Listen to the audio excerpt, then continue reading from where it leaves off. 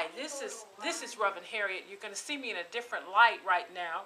I am going to demonstrate how to do CPR for an adult, for a child, and for an infant. This is for my agency to see, so that they can see that I know how to do CPR and actually work on. This is called Little Andy here. Okay, CPR stands for cardiopulmonary resuscitation. Cardio is the heart, of course. Pulmonary is the lungs, and of course resuscitation is where you revive someone. Okay, if you come, we're going to do this first for the adult. If you come in and you see that an adult is laid out, not moving, not responding, the first thing you want to do is, if you know the person, say, Andy, can you hear me? Andy, can you hear me? Or whatever, and you shake a little bit. And if they're not responding, then the first thing you want to do these ABCs, and the A is the air. You want to see if the person is breathing. So therefore, to block, so that their air, so their blockage, there's no blockage, and usually the tongue is what blocks. And so what you're going to do is you're going to pull the chin down a little bit and pull your head back, and that will loosen up the tongue. Now, B, breathing. You have to see if the person is breathing. You can pull the nose down, push the nose down, put the chin, and you're going to give them 2 breaths in there like this.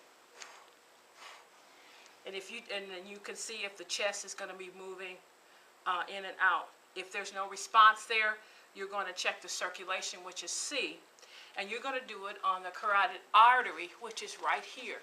You're going to take the 2 fingers, you're going to put it right here, and you'll see if you don't feel a pulse. Like on mine, I can feel a pulse. I feel my pulse. But if somebody is heart is stopped, you're not going to get a pulse. And then that's when you do the C. You're going to do some compressions. And for an adult, you're going to take 2 hands, and you're going to clamp them together like this. Now I'm left-handed, so my left hand is going up first, and then you can see that our little Andy here has been cut off to where the rib cage is. But if you had a full body, you have to be able, you can draw a line up here, imaginary line, and to be able to find where the rib cage is. And then you're going to do this. You're going to compress, and you're going to count 30 times. 2 hands, 2 inches on an adult. So you would go something like this: 1, 2, 3, 4, 5, until you get up to 30. So then you would do 2 more breaths. Now for an adult, and if you're by yourself, you would call 911 first, and then resume this. But if you have 2 people with you, then of course you're able to call 911.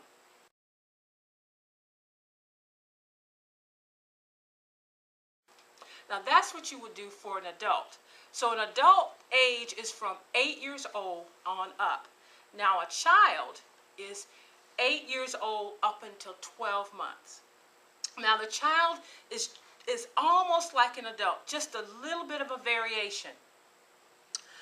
What you do, because a child is easier to respond to a CPR, then what you would do if you're by yourself, you would start the CPR first. And once again, you would do the same procedure as you did with the adult. You would tilt the head back, pull the chin up, and that would make the tongue come out, because the tongue, when somebody passes out, usually is what will block your airway. So you want them to be able to breathe. Then, of course, next thing, of course, is the pinch the nose, open the mouth, and you would do a couple of breaths there. Then, once again, you would check their carotid artery to see if they have see if you feel a pulse of any sort. But if you don't feel a pulse, here's the difference with doing it with a child. You're going to take 1 hand and 1 inch.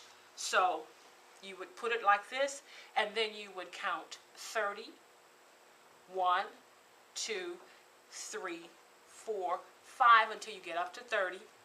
And then, of course, you would go back and do 2 more breaths again. Now, you would do this until help arrived, or until you got a response to where the person came back in response, could respond to you.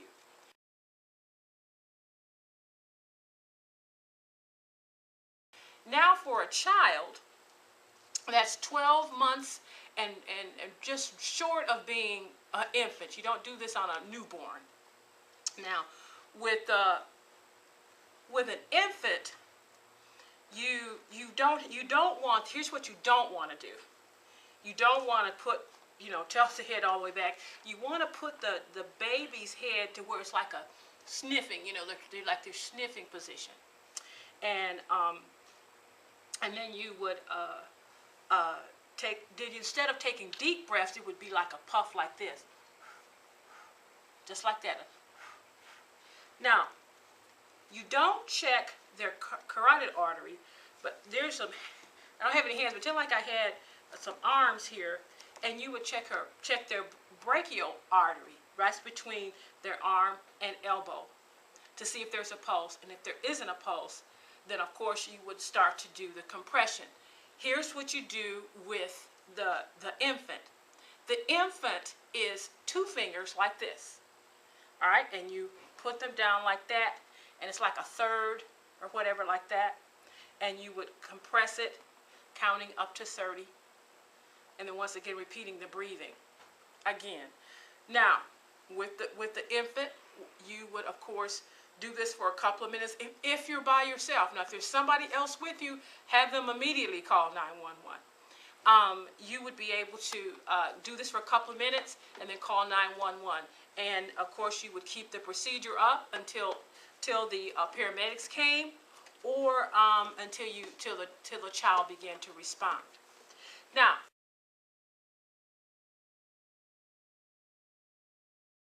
I want to say this, that I went through the steps with the adult, the child, and the infant.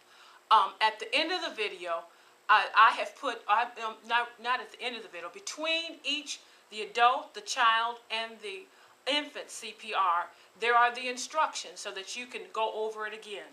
Now, for more information about CPR and getting your certification, you can call your fire department, your county. They always have classes. Some of them are free. And I just want to say this. What you may know about CPR may save a life. God bless you. We'll see you soon. Bye-bye.